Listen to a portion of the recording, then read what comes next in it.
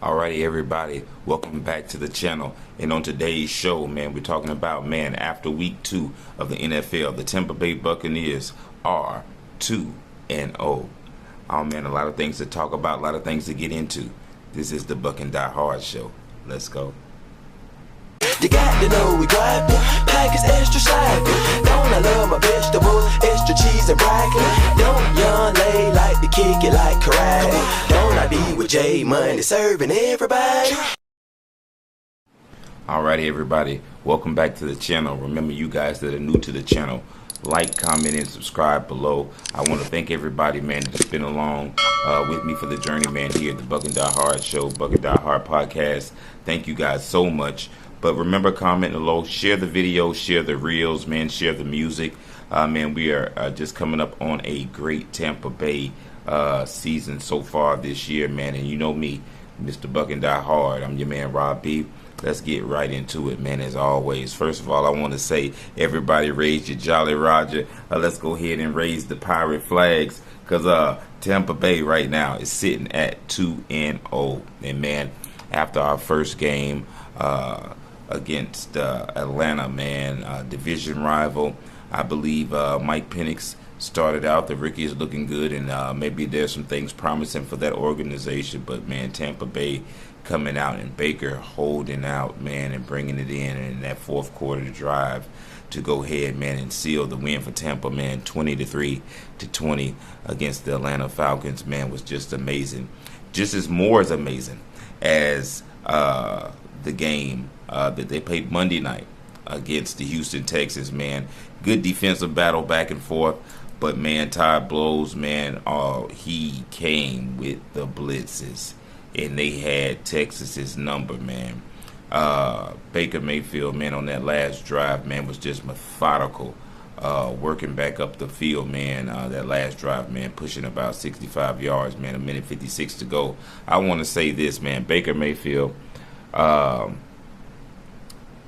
as a comeback king, probably has the most comeback fourth quarter wins in the league statistically right now.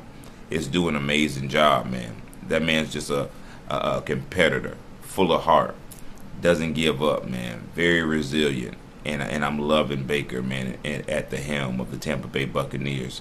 There was some questioning to see how things were going to go after Tom Brady's departure from the Tampa Bay Buccaneers and Baker Mayfield taking the helm of the Tampa Bay Buccaneers. But what I want to tell you is, hey, the ship's still rolling, and the Tampa Bay Buccaneers are 2-0.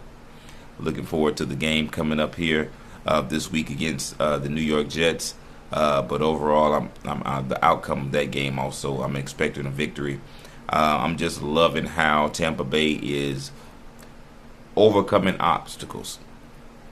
I heard Bucky Irvin say in an interview with Todd Bowles that he puts them in practice in situational football drills and different, gives them different looks, and they mix things up in practice to prepare them for losing certain guys. We lost Luke Gedeke in the beginning of that Texas game, went down, man, and shout out to Luke, and also, man, Kalijah, man, he had a tore pec muscle, but and it'll probably be out for the season. So we sustained some injuries during that game, but on the back end of that, there was a breaking news Adam Schefter report saying that the Buccaneers just signed defensive tackle Elijah Simmons, coming in from the Arizona Cardinal practice squad, and maybe to offer a little bit of depth and help fill that gap and cushion while the guys get healthy and figure out how the rest of the season is going to go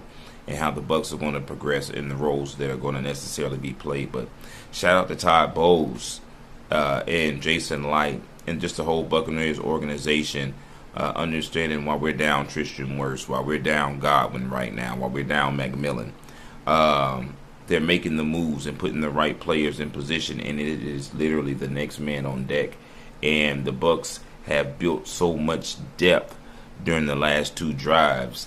It's just been amazing. And now what you're seeing is the dividends of those last 2 drafts come to fruition And man, the season is yet to really to still get on the way. But I'm just happy at where the Tampa Bay Buccaneers are sitting. I'm happy at our quarterback, who's at the helm of our organization, leading us to these victories. The guys seem to be galvanized and rally behind Baker. He's a guy's guy. He's a dude's dude, as I've always said. I love Baker's resiliency. I love his ability to never give up, never make plays with his feet. And though you say and don't think Baker has the caliber of a Josh Allen or Lamar Jackson on the ground, Baker can make some plays with his feet and become a threat. And I believe the best upside of Tampa Bay and being a Tampa Bay Buccaneers fan, just as well as anything in life, is when anybody necessarily counts you out or they write you off. It just gives you an opportunity and multiple opportunities to prove them wrong. Baker moved on from Cleveland after 2 years and taken a organization that had failed, not well off. They did the Fat Joe. They was lean back. I mean, 1-31, man, in however many umpteenth years, and to get a quarterback like Baker, first round draft pick, to come into your organization and not only lead your organization to a playoff game, but a playoff win against the Pittsburgh Steelers was nothing more than amazing. But then after that, they just seemed like, it wasn't enough. So then Baker moves on and has a little stint with Carolina for a moment. Things didn't go too well in Carolina, and he moves to Los Angeles.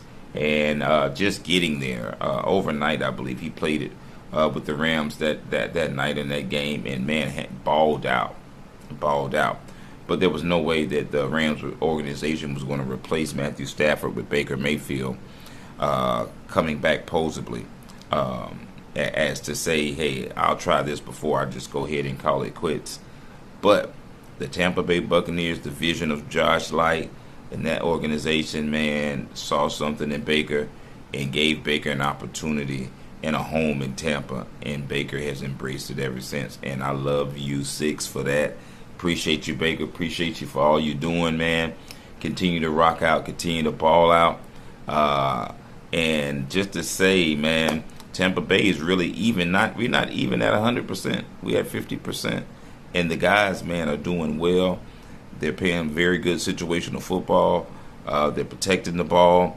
That double-headed monster in the backfield of Rashad White and Bucky Irvin, man, it's just man, that tandem is amazing. The league is not ready, and we are not over, because the depth is still so deep at running back, man. I mean, we haven't even really got to embrace and even get to see 44 and Sean Tucker.